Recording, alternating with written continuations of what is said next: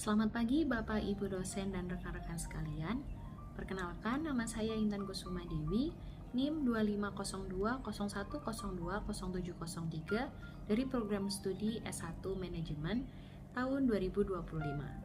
Pada kesempatan kali ini, saya akan mempresentasikan sebuah video dalam rangka memenuhi ujian tengah semester mata kuliah Etika Bisnis dengan Ibu dosen Dian Meta Ariyanti, ESOS MSI, dengan judul Praktik Greenwashing di Indonesia. Pada kesempatan kali ini, saya akan menganalisis kasus proyek food estate di Kalimantan Tengah dari sudut pandang etika bisnis. Sebagaimana tercantum dalam artikel berikut, kegagalan berulang. Proyek food estate, ribuan hektar sawah di Kalimantan Tengah terbengkalai dan beralih menjadi kebun sawit. Proyek ini awalnya digulirkan dengan narasi besar tentang ketahanan pangan nasional.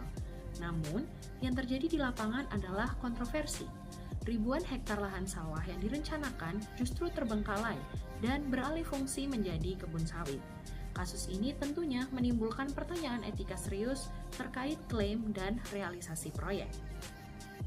Pendapat saya terkait proyek ini tentunya sangat tidak setuju, karena perubahan lahan sawah menjadi kebun sawit secara masif jelas menyimpang dari tujuan awal, yaitu ketahanan pangan.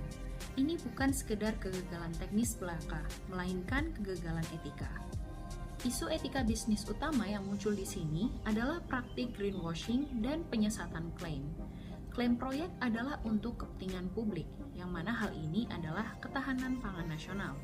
Namun, hasil akhirnya lebih berpihak pada kepentingan komersial dan korporasi, yaitu perkebunan sawit. Konsumen dan publik merasa ditipu karena klaim ramah lingkungan atau kepentingan strategis tidak diikuti dengan langkah nyata. Beberapa prinsip etika yang menurut saya kurang dipenuhi dalam proyek ini antara lain: 1. Prinsip tanggung jawab atau responsibility.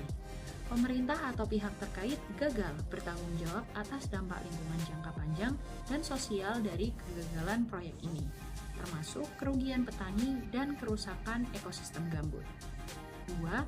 Yaitu prinsip kejujuran atau transparansi. Klaim awal proyek sebagai solusi ketahanan pangan nasional tidak jujur ketika implementasi, yang mana akhirnya malah memfasilitasi alih fungsi lahan yang merusak, yaitu perkebunan sawit. 3. Yaitu prinsip keadilan atau fairness.